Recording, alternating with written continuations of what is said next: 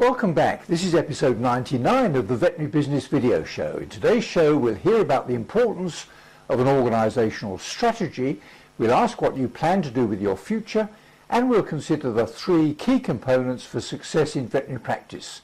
We'll learn how to use eye contact effectively, here's some tips for helping clients cope with the loss of their pet, and I'll offer you my quick business tip for this episode. I'm John Sheridan, and this is the show that helps practice owners, managers and clinicians just like you to build your successful practice into a great business.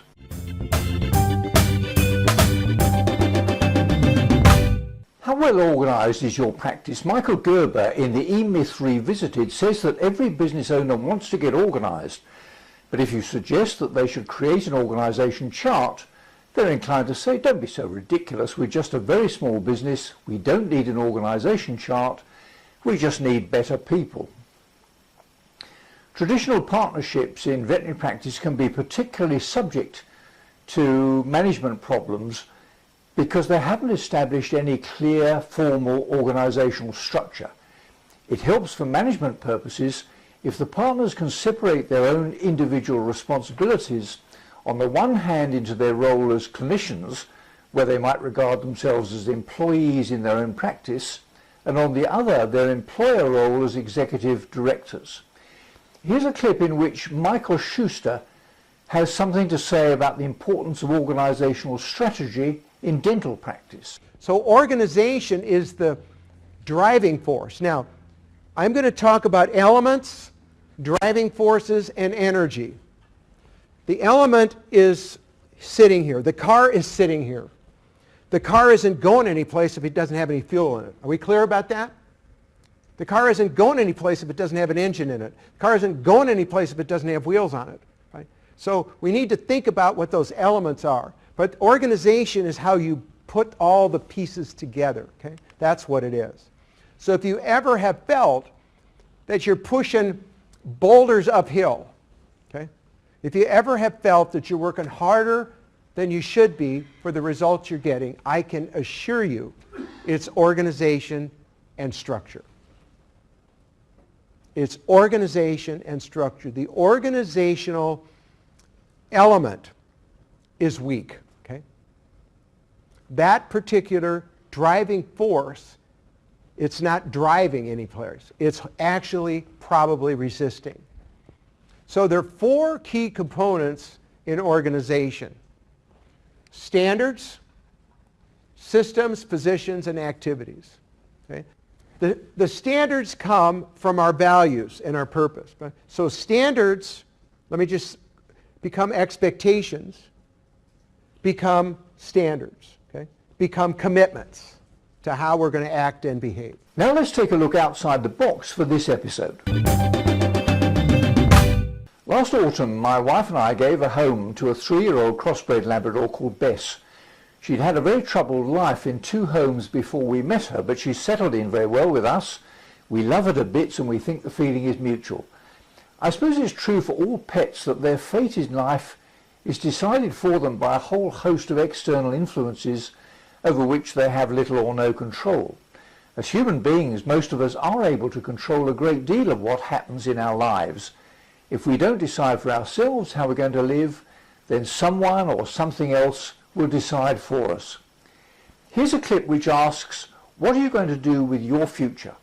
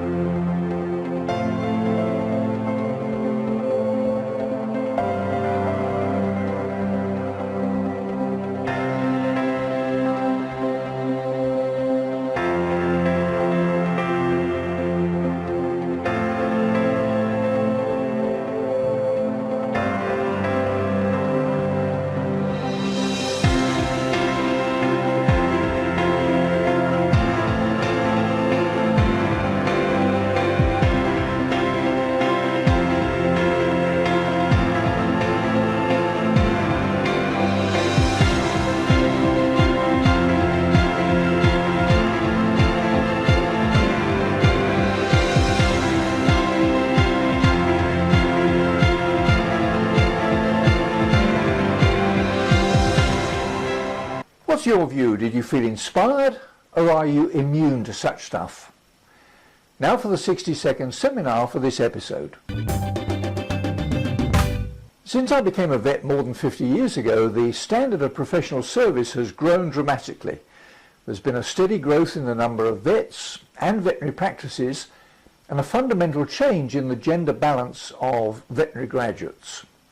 Over the same period, comparable changes have occurred in the marketplace in which our profession operates. The availability of veterinary services has never been greater, at a time when for many the burden of practice ownership and the demands of increasing regulation from local, central and international government and from our own professional bodies has resulted in declining profits and in some cases professional burnout. Maybe the key change which has developed over the last 2 or 3 decades is a recognition that the delivery of professional veterinary services in a demanding marketplace depends on these 3 essential components. First, clinicians, that's vets, nurses, technicians and clinical support staff committed to their vocation, superior professional standards of care for their patients and the delivery of exceptional service for their clients. Second, the availability of resources in which the clinical professionals can operate within a business environment, serviced by fellow professionals with the necessary operational, marketing, personnel, planning, financial and management skills required to satisfy the needs of all the stakeholders in the enterprise, the employers, the staff and their clients. And third, a practice or business leader with a clear vision of what the enterprise is for and where it's going, and an ability to take the lead, share the vision, inspire confidence and motivate the practice team to achieve shared objectives. Now let's see who's on the video show soapbox for this episode. An old Yiddish proverb says the eyes are the mirror of the soul. And it's true, eye contact is a really important component of our non-verbal communication skills, which often speak louder than the words we use. As a manager, making good eye contact can establish your confidence, your authority and your expertise. Here's a clip in which Layla Bulling Town suggests how you can use eye contact effectively when speaking. Managers earn the respect of their teams by doing many things. One of those things is having great eye contact. Great eye contact indicates confidence, authority, and knowledge. Bad eye contact indicates hesitation, nervousness, and lack of knowledge. Which one do you want to be known for?